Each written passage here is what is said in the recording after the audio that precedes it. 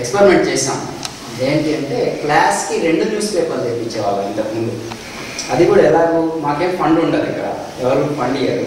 అయితే మేము ఎలా తెప్పించేవాళ్ళం అంటే each student every month 5 rupees ఇవ్వాల్సిందే. ఫైన్స్ కలెక్ట్ చేసేవాళ్ళం, ఎవరు రాకపోతే ఫైన్ కలెక్ట్ చేసాం. ఫైన్ అమౌంట్ వస్తే సరిపోయింది, లేకపోతే ఈ అమౌంట్లోకి తీసుకొని డైలీ 2 పేపర్స్ ప్రతి ఈచ్ క్లాస్కి న్యూస్ పేపర్ వేసేవాళ్ళం. అయితే ఇక్కడ ఉన్నటువంటి స్టూడెంట్స్ ఇంట్రెస్ట్ ఏమంటే న్యూస్ పేపర్ తీయగానే మొట్టమొదటి పేజీ వాడి పేరు ఏంటి అంటే సినిమా పేజీ ఎక్కుతారు, ఆ తర్వాత ఎంత క్రికెట్ పేజీ ఎక్కుతారు.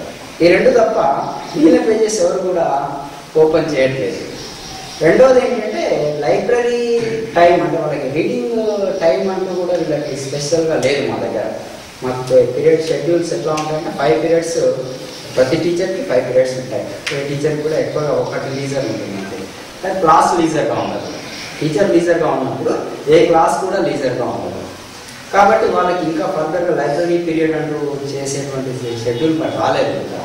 సరే వచ్చినా చేయడానికి మేము చేసుకోవచ్చు, మాకుంది అధికారం కూడా, మాకు మేము చేసుకోవచ్చు. కానీ మళ్ళీ గవర్నమెంట్ రూల్స్ ప్రకారం మా సిలబస్ కూడా కంప్లీట్ కావాలి అనేది ఒకటి. సరే అదొకటి అనుకుంటే మేము కూడా చేయగలం. రెండోది ఏంటంటే వీళ్ళ మీద ఎక్కువ ఇంపాక్ట్ ఎక్కడ పడుతుంది అంటే మేము ఒక 4-6 అవర్స్ 7 అవర్స్ మా దగ్గర ఉంటాడు.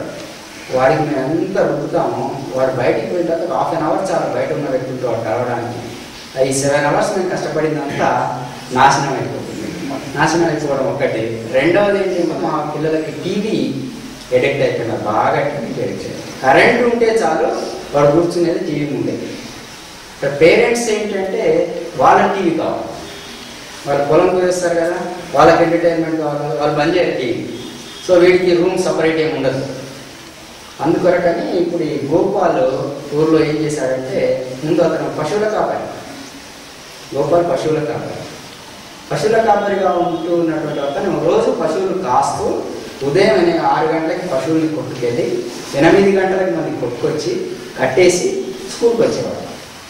మళ్ళీ మధ్యాహ్నం వెళ్ళి వాటికి గడ్డేసి నీళ్లు తాపేసి మళ్ళీ స్కూల్కి వచ్చాడు. ఆఫ్టర్నూన్ ఈవినింగ్ 4 o'clockకి స్కూల్ వదిలిన తర్వాత మళ్ళీ పశువులు కొట్టుకొని వెళ్ళి 6-7కి వచ్చి 5 ఏళ్ళకి చదువుకుని 7th వరకు ఇక్కడ చదువుకున్నాడు.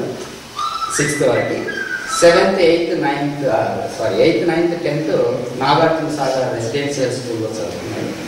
ఆ తర్వాత కాలేజీ కల్వకుర్తిలో 990 అబోవ్ తెచ్చుకున్నాడు పర్సెంటేజ్.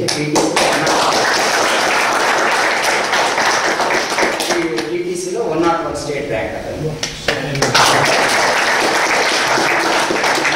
15th ర్యాంక్ డిస్ట్రిక్ట్లో.